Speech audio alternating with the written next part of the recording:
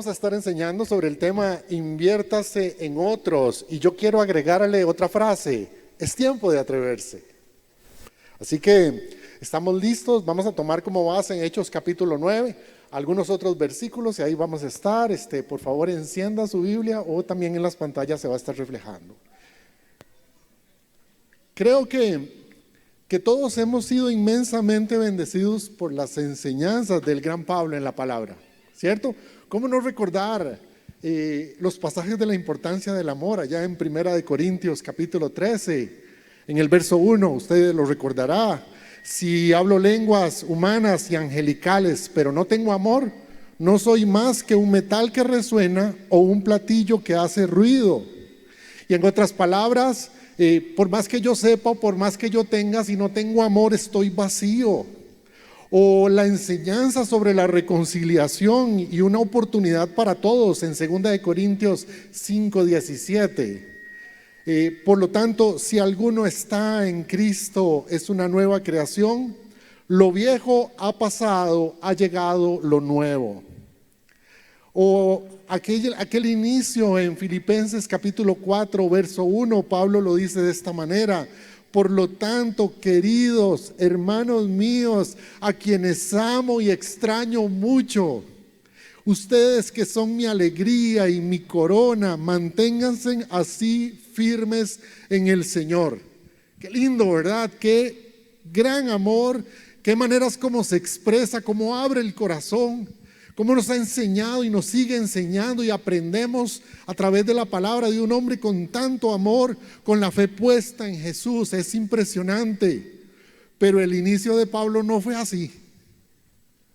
Dice la palabra, porque era Saulo era su nombre, se le llamaba Saulo de Tarso hasta el capítulo 13 de Hechos. Ahí el Lucas, que escribió el libro de Hechos, aclara: Saulo, quien es Pablo, ¿okay? Él no era así, absolutamente convencido de otra cosa. En Hechos capítulo 7, versos 59 y 60, donde está la muerte de Esteban, se describe: le estaban apedreando. Esteban ora: Señor Jesús, recibe mi espíritu. Luego cayó de rodillas y gritó: Señor, no les tomes en cuenta este pecado. Cuando hubo dicho esto, murió. Y en Hechos capítulo 8, verso 1, dice que Saulo estaba allí aprobando la muerte de Esteban. Eso es un corazón homicida. Es impresionante que estamos hablando de la misma persona, ¿verdad? En Hechos capítulo 8, verso 3, dice: Saulo por su parte causaba estragos en la iglesia. Entrando de casa en casa, arrastraba a hombres y mujeres y los metía en la cárcel. Dice Hechos capítulo 9, versos 1 y 2, Saulo respirando aún amenazas de muerte. Ojalá la manera de hablar de Saulo: respirando amenazas de muerte. Contra los discípulos del Señor se presentó al sumo sacerdote y le pidió cartas de extradición para las sinagogas de Damasco. Tenía la intención, ojo el corazón, de encontrar y llevarse presos a Jerusalén a todos los que pertenecieran al camino, fueran hombres o fueran mujeres. Se impresiona uno que estemos hablando de la misma persona, pero hay una diferencia que empezó a ocurrir en la vida de Saulo para llegar a convertirse en el gran Pablo de la Biblia. Y creo que esa diferencia tiene que verse en nosotros. Él estaba absolutamente convencido de que este odio que él manejaba en su corazón, este enojo reprimido, la manera en que él se proyectaba a las personas, y no le importaba si eran hombres o mujeres, la destrucción que estaba causando. Él estaba convencido de que eso era correcto, tal como muchas veces nosotros también hemos estado convencidos de cosas que hacemos que no le agradan a Dios y que no es lo mejor para la vida. ¿Cuántos hemos sido enseñados que ser mujeriego es ser un gran macho? O fumar y tomar nos agrega estilo. O ser un enojón y un gritón y hacer berrinche por cualquier cosa es tener carácter fuerte. ¡Qué mentira más grande! Robar en la empresa no está mal porque de por sí ni las extras me pagan. Malas palabras, mal encarado, trato malo, Y estoy hablando de creyentes, es lo peor, ¿verdad? Porque así venimos a la iglesia. Y algo no ha sucedido en nuestro corazón y es necesario que suceda. Este cambio tan significativo que les describo en la palabra de Pablo debería de provocar algunas preguntas en nosotros. ¿Cómo puede cambiar tan radicalmente una vida? ¿Cómo procede Dios con las personas? ¿Qué debo hacer? Y vamos a estudiar los pasos de Pablo para su conversión. Pasos todos claves para el trabajo de invertirnos en otra persona. Quiero plantear la enseñanza, eso sí, desde lo que se espera cuando alguien se está invirtiendo en nosotros. ¿Qué debería de suceder en nuestra vida?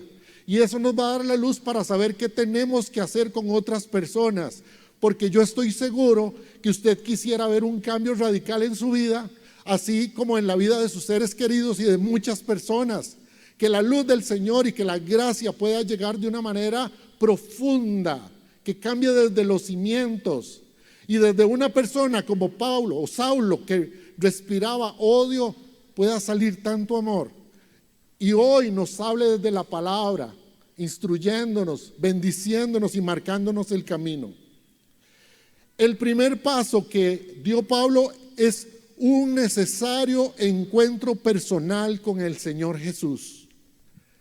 Aquel que se invierte en otros tiene que considerarlo como prioritario.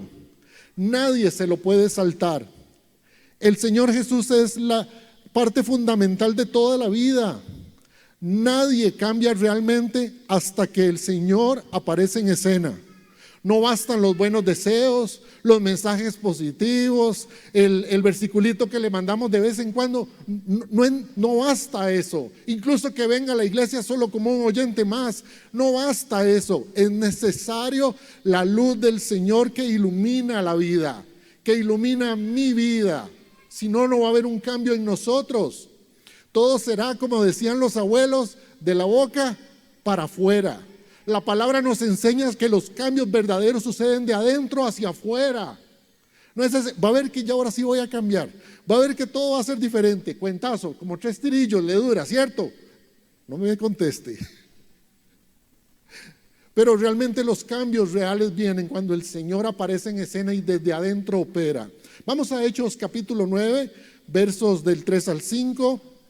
En el viaje sucedió que al acercarse a Damasco, una luz del cielo relampagueó de repente a su alrededor. Él cayó al suelo y oyó una voz que le decía: Saulo, Saulo, ¿por qué me persigues? ¿Quién eres, Señor?, preguntó. Yo soy Jesús, a quien tú persigues, le contestó la voz. Entonces imagínese esa escena. Él cae deslumbrado y la pregunta inmediata es: ¿quién eres, Señor? El Señor le contesta: Saulo, ¿por qué me persigues? Y esto nos tiene que llevar a un elemento importante del Señor en el proceso de invertirse en alguien. Y es hacerte consciente. ¿Consciente de qué? De lo que no está bien en tu vida. Y el Señor inmediatamente actúa.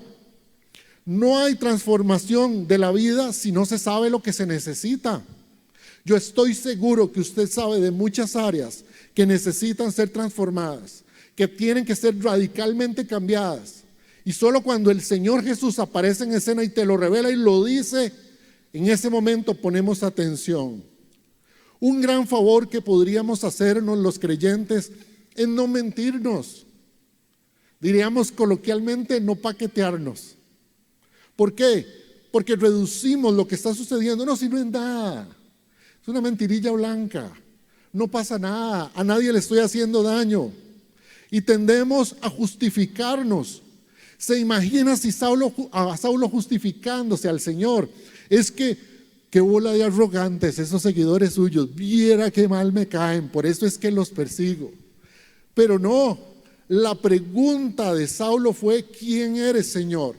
Ahora, de acuerdo a lo que leímos al principio, se imagina el corazón de Saulo tan duro, tan lleno de violencia, tan lleno de dolor, de enojo, y se encuentra con una presencia maravillosa en su vida, que fue la presencia del Señor Jesús. mostrándole su amor, perdón, reconciliación, autoridad. El abrazo del cielo, no le está condenando, le está indicando el camino. Nunca había estado Saulo frente a una presencia tan maravillosa como la del Señor Jesús. Y yo creo que nosotros tenemos que hacer el esfuerzo para estar delante del Señor y disfrutar de esa presencia maravillosa. No decir solamente soy un creyente por ahí porque llego a la iglesia, sino porque en lo personal aprendo a ver la luz del Señor. ¿Quién eres, Señor? Fue la pregunta. Quiero que se lo imagine la escena. La persona de Jesús, su amor y su perdón llegando a nuestra vida. Justificarse o encontrar argumentos para no cambiar es como vivir la vida sin despertarse. Recuerdo el testimonio de un amigo que estaba haciendo sus estudios pastorales en Colombia. Como parte de todo el proceso le asignaron a abrir el ministerio en un barrio que le señalaron, en una ciudad. Era un poquito complicada la ciudad, él no conocía mucho. Cuando andaba por la calle evangelizando, compartiendo de Cristo, el Señor le mostró a un muchacho. Él le comparte de Cristo y le habla del amor de Jesús. Le habla del perdón, le habla de la reconciliación, de cuánto quiere transformar su vida. Este muchacho abre su corazón, llorando, recibe a Jesús de una manera radical. Nunca se había encontrado con alguien como Jesús y empezó a andar con mi amigo el pastor. Al tiempo le dijeron los vecinos: usted sabe con el nivel de bicho que anda por la calle. Le dije, ¿pero por qué? Dice, ese muchacho es el asaltante más bravo de todo el barrio. Y resulta que ese muchacho tiene un cambio tan radical y es tan impresionante el amor de Jesús que él percibió, que él empezó a buscar las personas a las que le había robado. Y entonces a esta señora le dice: la maceta que usted tenía en el frente con una mata lindísima, yo se la robé y le quiero pedir perdón, yo se la voy a devolver. A esta otra la para en la esquina, yo la asalté, ¿se acuerda? Con un cuchillo. Sí, yo le voy a devolver el bolso. Yo voy a hacer algo por su vida, perdóneme. Conocí a Jesús y sé que esto no está bien en la vida. Es impresionante cuando alguien se hace consciente de que lo que está haciendo está muy mal. Y no solo se quedó con eso, sino que él empezó a compartirle a todos los compañeros de labores del grupo de él, imagínense. Y empezaron a ir todos a la iglesia. Los vecinos estaban asustados y empezaron a ir los vecinos. Y luego la policía local también no lo podía creer, y entonces llegaban los exdelincuentes, la policía y los vecinos.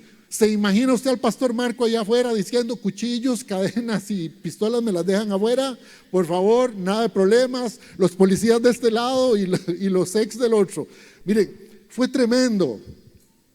Ahora, ¿puedes entender por qué Pablo dijo en Gálatas 2:20: he sido crucificado con Cristo? Quien yo era ha sido crucificado, y ya no vivo yo, sino que Cristo vive en mí. Y lo que ahora vivo en el cuerpo, lo vivo por la fe en el Hijo de Dios, quien me amó y dio su vida por mí. Y estableció esto como un principio de vida. Ya no el enojo, ya no aquel dolor, esto lo vivió él.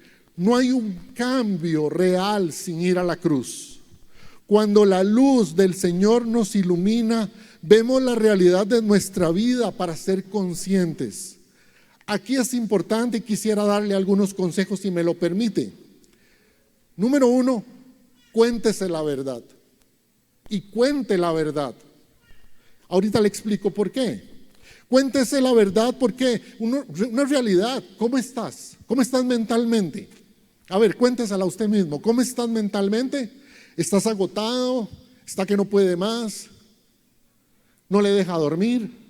¿Cómo está físicamente? ¿Con dolor? ¿Enfermo? ¿Cómo está espiritualmente? ¿Estancado? ¿Teniendo prácticas incorrectas que lastiman no solo su vida, sino la de su familia? ¿Cómo está relacionalmente? ¿Destruido? ¿Resentido?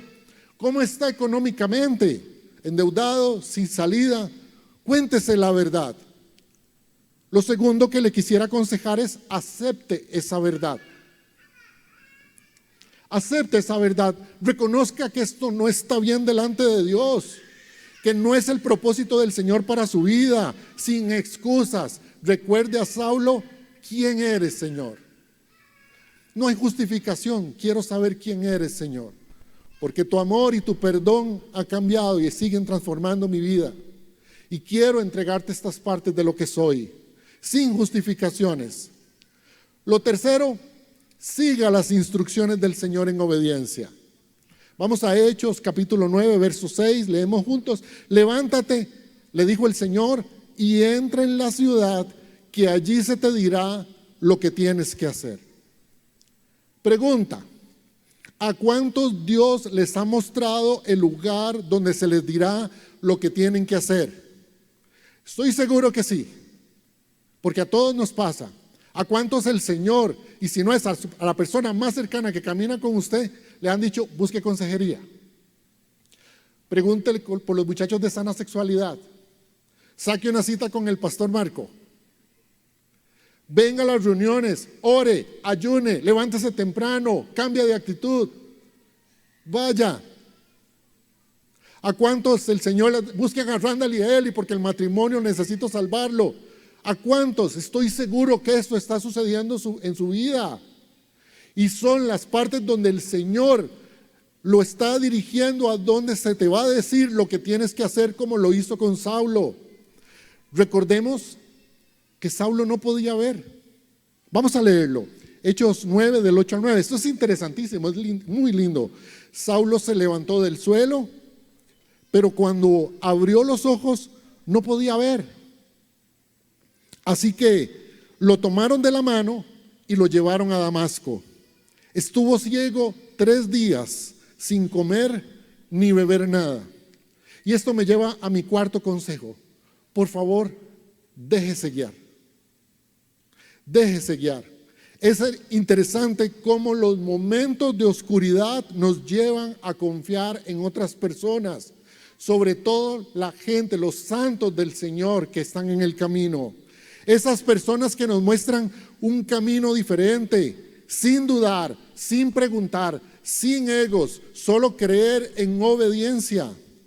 La vida cristiana no es para personas solitarias. Y si usted está solo, yo le quiero decir con mucho respeto que esa no es la voluntad del Señor. Esto es lo que le da sentido a los grupos de la iglesia. Y normalmente usted se los encuentra anunciando en las reuniones, en las redes, aquí. Pero si nos quedamos solos, ¿qué va a pasar? Pero yo quiero que usted salga hoy con la convicción firme que si usted está solo, esa no es la voluntad del Señor. Porque Dios quiere agregarnos a más gente. Muchos esperan que sea una voz del cielo, ahí como estilo Darth Vader, una cosa así, que sea Él el que me hable, una nube que me apareció de pronto. Pero el Señor no actúa así. Y vamos al paso número 2 en la vida de Pablo, ¿ok? Ya vimos el paso 1, necesario un encuentro personal con Jesús. Sea consciente, Él nos hace conscientes. Y si no, podemos hacer el ejercicio. El paso 2, el Señor siempre envía a alguien, nunca nos deja solos. Estoy entrando en un mundo espiritual, un mundo que no conocía y necesito de otros para que me enseñen. Siempre deben existir en la vida un líder y un discípulo, eso no para.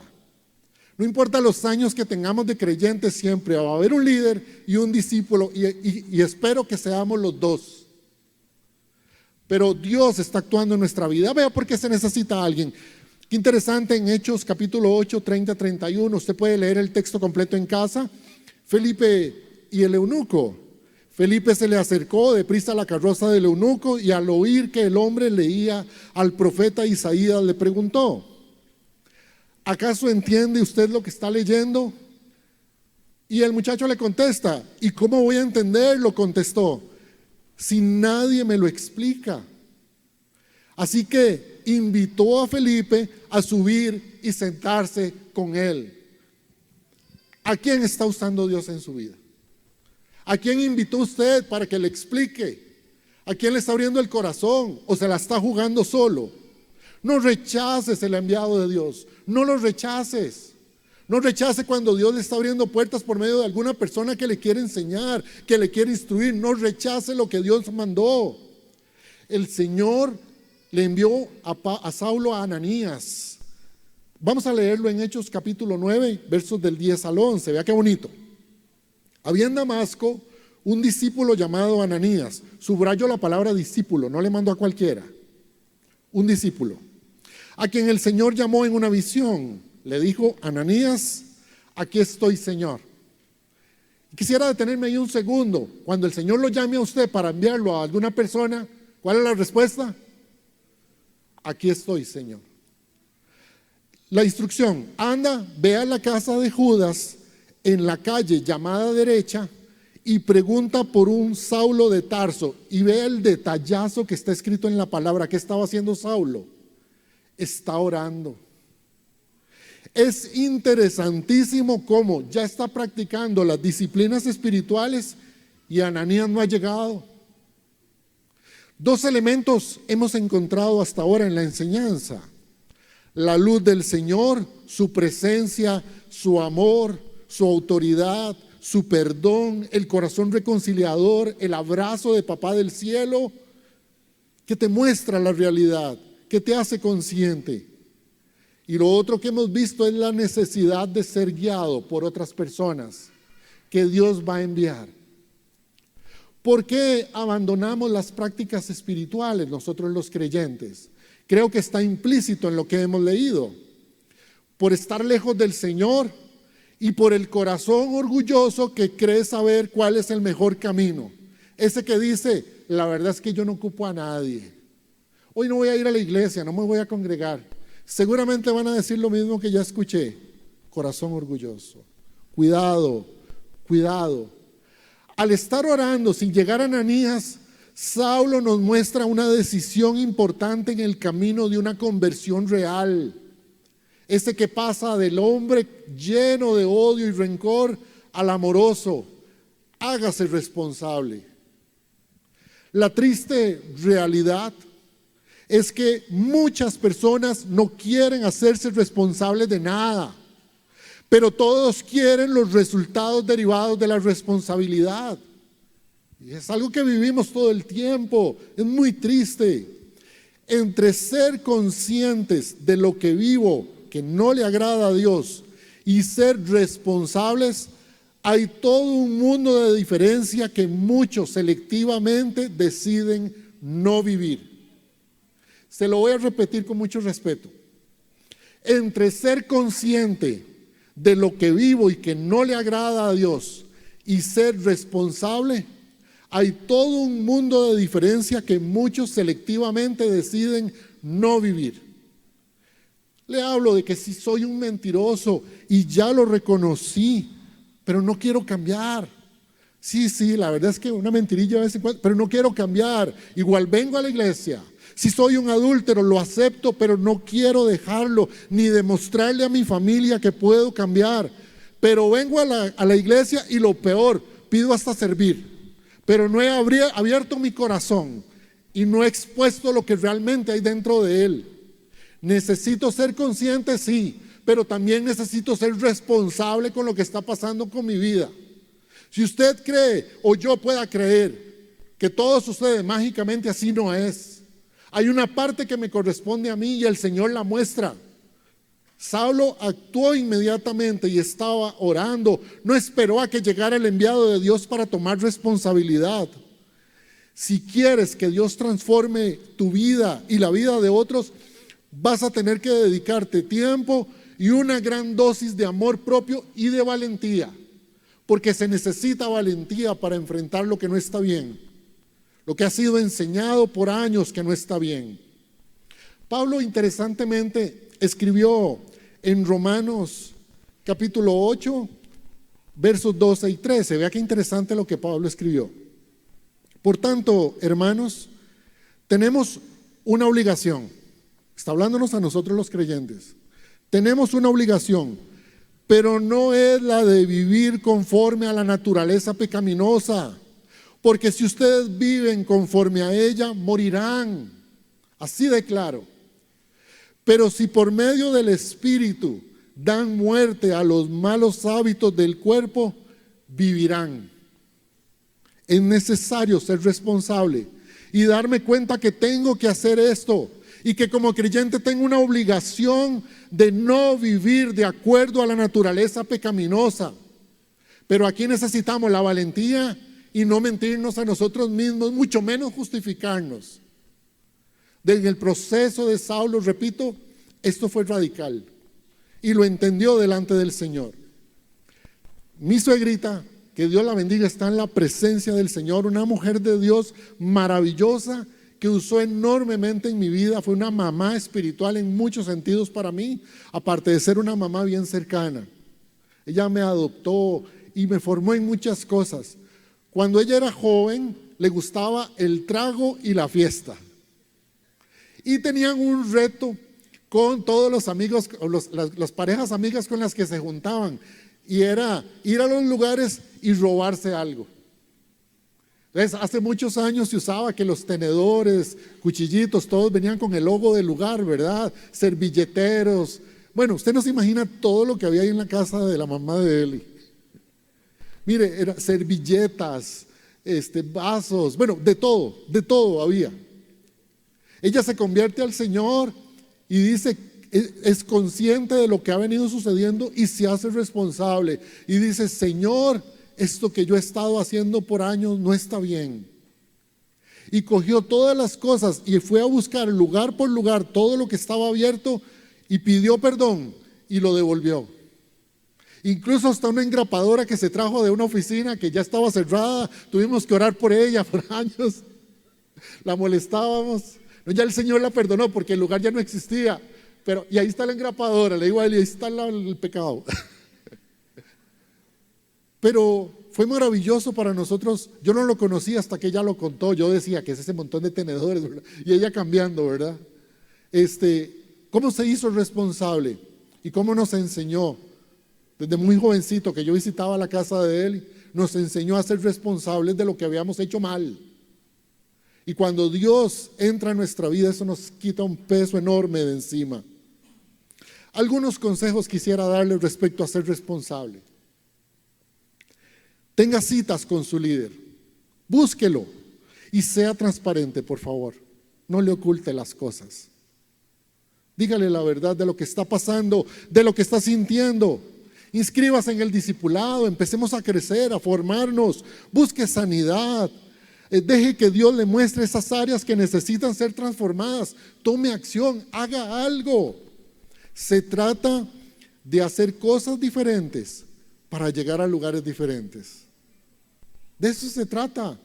Y Dios quiere que vivamos la aventura espiritual. En la vida cristiana no basta solo con hacer. Hay gente que le gusta involucrarse en los ministerios, lo cual está muy bien, servir al Señor. Pero se quedan con el hacer.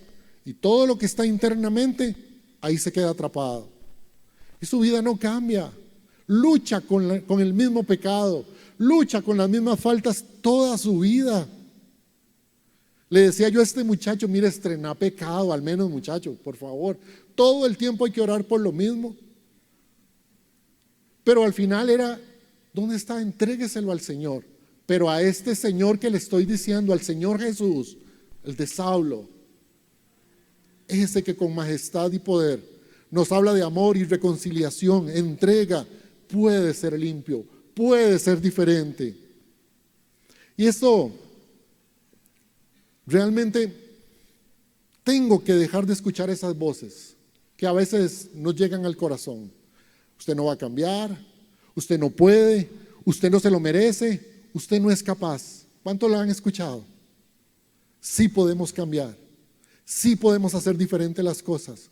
Lo hemos visto por años en muchísimas personas y Dios ha sido bueno, pero tenemos que querer, ser conscientes y ser responsables con nosotros. Y necesitamos el paso número 3 que quisiera compartirles hoy: encontrar el propósito de Dios en nuestra vida. Todos tenemos un llamado, todos. Quiero decírselo otra vez. Todos tenemos un llamado. Vamos a Hechos capítulo 9, verso 15 a leer, vea qué interesante. Ve, insistió el Señor. Le cuento que es que Ananías le dio miedo. Claro, la reputación de Saulo, ¿verdad? En ese momento era para que le diera miedo. Pero el Señor le insistió, tienes que ir. Y le dice, porque ese hombre es mi instrumento escogido para dar a conocer mi nombre, tanto en las naciones y a sus reyes como al pueblo de Israel.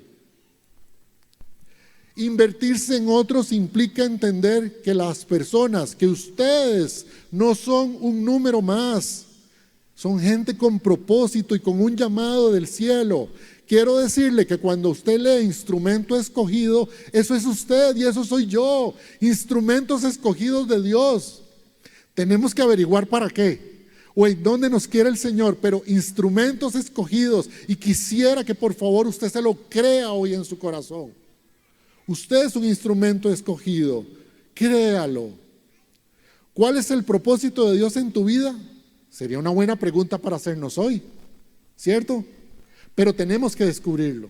Y aquí es donde viene la intimidad, el tiempo de intimidad con el Señor. Háblame, Señor. ¿Qué quieres con mi vida? ¿Hacia dónde voy? ¿Qué quieres, Señor, en mi corazón? ¿Qué quieres que haga con mi familia? ¿Cómo puedo cambiar? ¿Cómo puedo ser mejor? ¿Cómo puedo ser tu instrumento escogido? Ese que dices en tu palabra. Saulo era para llevar el nombre a las naciones, hablarle a reyes. Pero usted y yo estamos hablándole tal vez a otros reyes y a otras princesas del Señor, porque así nos trata Dios.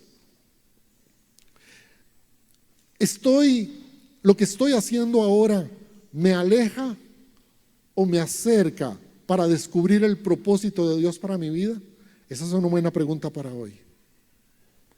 Y necesito, y este es un consejo que quisiera darle hoy, por favor, con mucho respeto, transforme su entorno. Por favor, transforme su entorno. Vamos a hacer un ejercicio para que vea de qué le estoy hablando.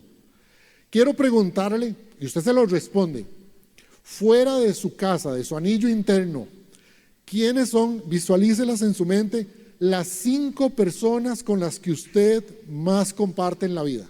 A ver, las 5 personas. 5 personas. Ahora, estas preguntas para esas 5 personas, ¿cómo hablan? ¿Cómo hablan esas 5? ¿Cómo se comportan? ¿Qué lugares visitan? ¿Qué actitud tienen ante la vida? ¿Qué papel juega Dios en sus vidas? Esas respuestas tienen que marcarle definitivamente algo en la vida. Dicen los expertos que nosotros somos el promedio de las 5 personas con las que más nos relacionamos. Si esas personas te inspiran, te apoyan, te acompañan, te amonestan, imagina el resultado en su vida. Pero si esas personas te critican, te lastiman, te drenan, te hieren constantemente, imagine lo que está sucediendo en su vida.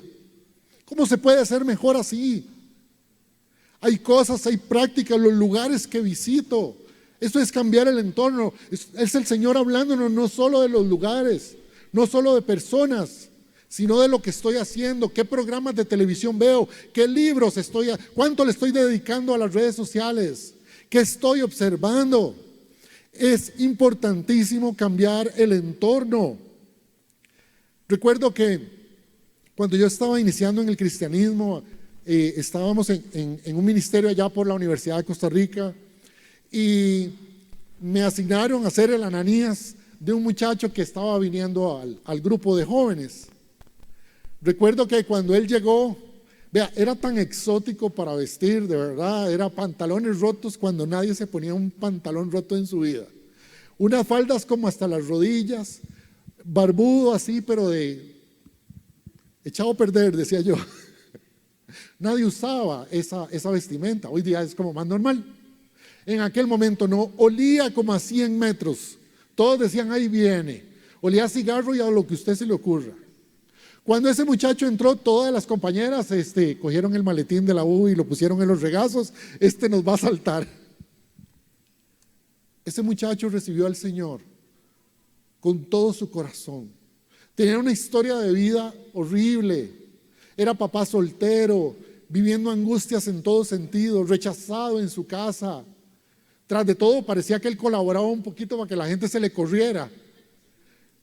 Mire, no podía decir dos palabras sin decir una vulgaridad. Era una grosería. Había que corregirlo. Un testimonio no se cuenta así. No me diga esas palabras porque veía que la gente se acongoja. Porque decía groserías en medio de los testimonios. Le pedí traer Biblia y trajo una, quién sabe dónde la cogió, de ese tamaño biblioteca. La venía cargando desde Atillo. Él llegó a San Pedro con la Biblia.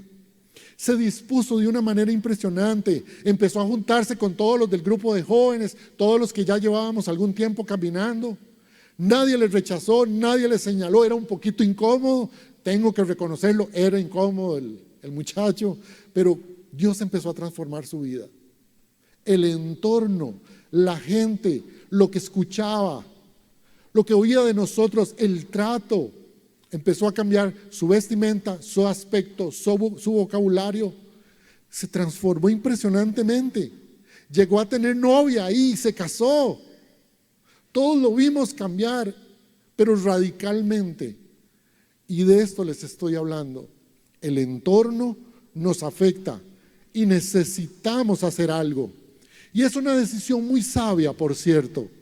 La elección de la gente con la que caminas, así como lo que estás haciendo, es una elección que necesitamos la guía del Señor, pero también la fuerza y la valentía para llevarla a cabo.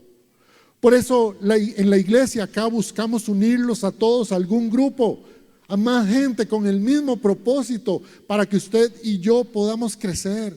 De eso se trata, el entorno cambiando.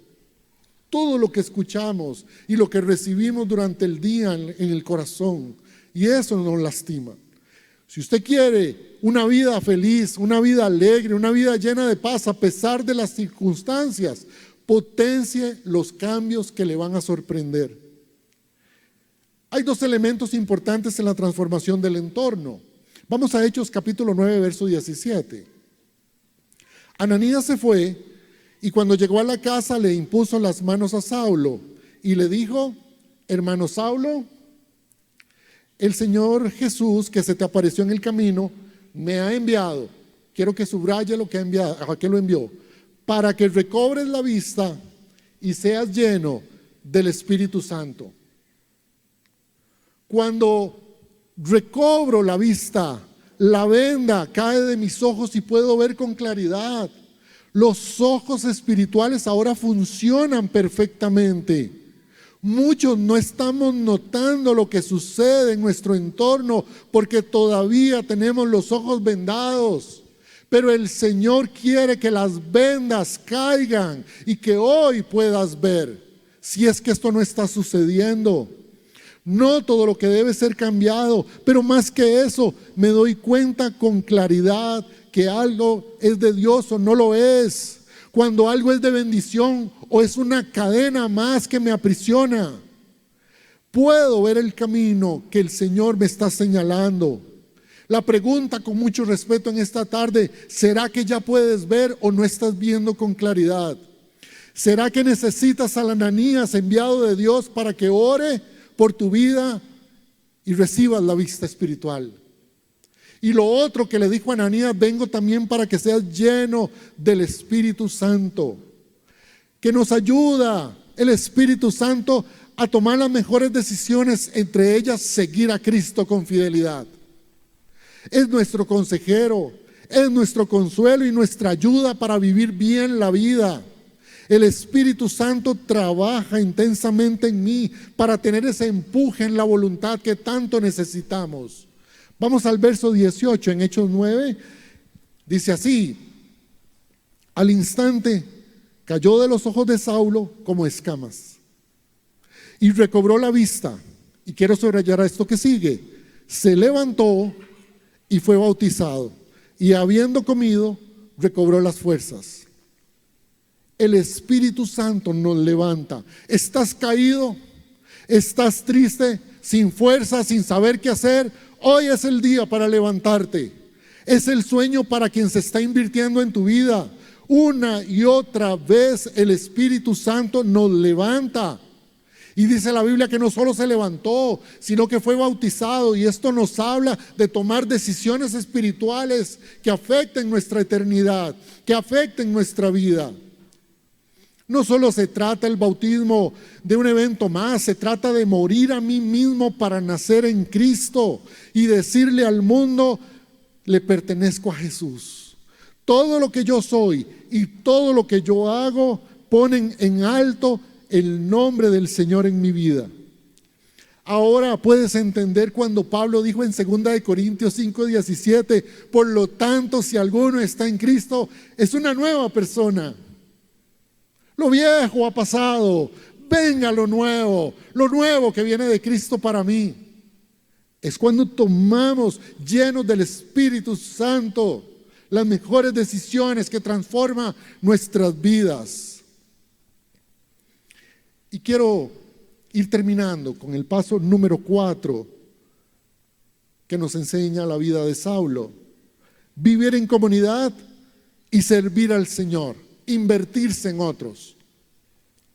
Dice Hechos capítulo 9, versos del 19 y 20: Saulo pasó varios días con los discípulos, ellos los que estaban en Damasco, y enseguida se dedicó a predicar en las sinagogas, afirmando que Jesús es el Hijo de Dios. Otro pasaje dice que Saulo procuraba juntarse con los discípulos. Les daba un poco de miedillo el pasado. Saulo era violento, pero no sabían que este que estaba frente a ellos, el Señor había transformado su corazón. Ahora podía ver, ahora estaba lleno del Espíritu Santo, ahora estaba bautizado y declarando: el Señor es el Rey de mi vida. He cambiado por la luz de Cristo, soy mejor, ya no soy igual. La vida de iglesia es diseño de Dios. Crecemos, cambiamos y nos proyectamos a los demás. Una vida de aventura espiritual, así quisiera que lo viéramos, donde una transformación completa o en proceso lleva una responsabilidad, y es la de compartir todos esos aprendizajes a otras personas. Es tiempo de empezarlo, es tiempo de atreverse. Hoy es el día para tomar la decisión de predicar a Cristo. Hoy es el día para recibir los ojos espirituales, la vida, la vista. Hoy es el día para ser llenos del Espíritu Santo. Quisiera concluir con Hechos 9:21. Por favor, esto es digno de darle gloria a Dios, porque esto quisiera que pasara en sus vidas hoy. Todos los que le oían quedaban asombrados y se preguntaban: ¿no es este el que en Jerusalén perseguía a muerte a los que invocan ese nombre? Yo creo que una de las cosas más lindas que puedan decir cuando uno se invierte en alguien, y es que la gente que lo conoció antes de Cristo diga: ¿no es este el que lastimaba a su familia? ¿No es este el enojón, el que gritaba y nos metía en vergüenzas a todos? ¿No es esta la negativa? ¿No es esta la chismosa? ¿No es este el que todos veíamos sin futuro y sin esperanza? ¿No es este el que no tenía amor por nadie? ¿No es este el que se quejaba por todo? Dios tiene, querida familia, un plan maravilloso para todo el que quiere invertirse en otros. Pablo no esperó, empezó a predicar y a contar su experiencia con Cristo, porque cuando usted tiene un encuentro personal con el Señor Jesús, con ese amor tan maravilloso, no hay forma de callarse lo que está pasando en mí.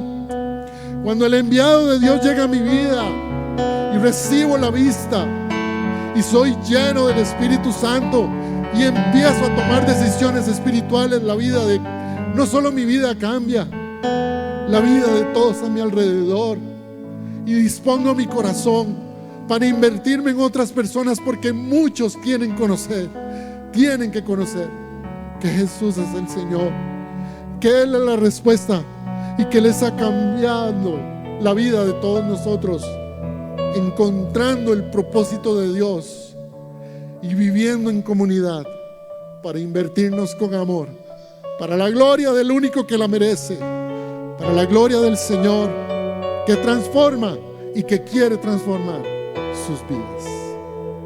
Amén. Podemos ponernos de pie, vamos a orar al Señor.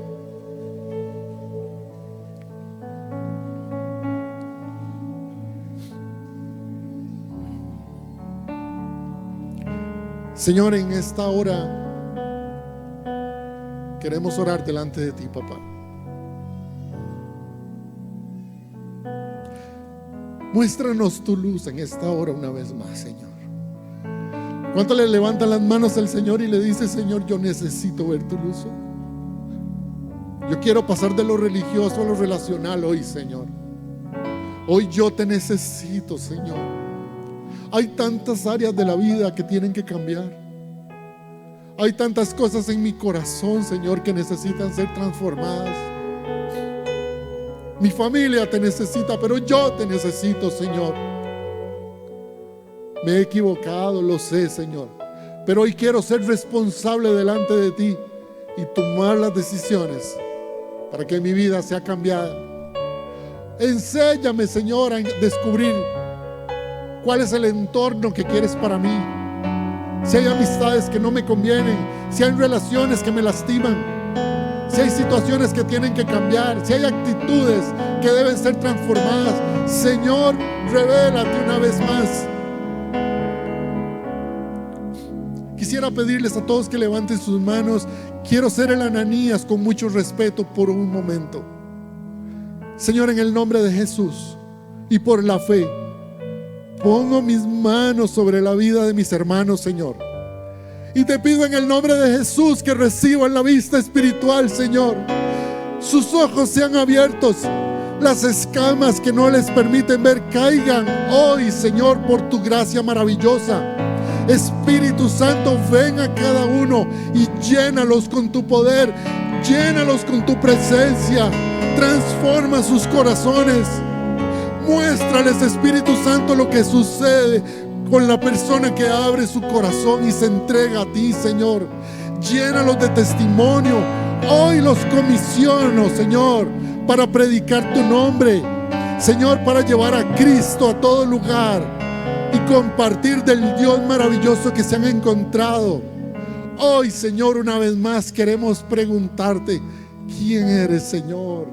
Quiero conocerte más, quiero disfrutarte más, quiero vivirte más intensamente, Señor. Pero también queremos servirte y queremos, Señor, que la gracia del cielo descienda sobre mi casa y mi familia. Dígaselo así al Señor: que mi casa y mi familia puedan ver la gracia del cielo, tu transformación, la esperanza y la bendición, Señor. Gracias porque soy tu instrumento escogido. ¿Puedes decirle eso a Jesús? Gracias porque soy tu instrumento escogido. Y me vas a decir, Señor, dónde quieres que te sirva. Porque yo quiero servirte. Porque no quiero ser solo parte del grupo. Quiero, Señor, también llevar tu gloria y que muchas personas te conozcan. Usa mi vida, Señor. Dígale al Señor: usa mi vida. Usa mi familia, usa mi corazón, usa lo que soy, Señor. Y que puedas, Señor, ministrar la libertad, el antes y el después en una vida, Señor, en mi vida. Señor, bendigo la vida de mis hermanos. Gracias por cada uno. Conocen las luchas que tienes, Señor, las conoces. Y te pido en el nombre de Jesús, Señor, que actúes en sus vidas por la gracia que, Señor, siempre te define, tu amor maravilloso y la esperanza que viene del cielo.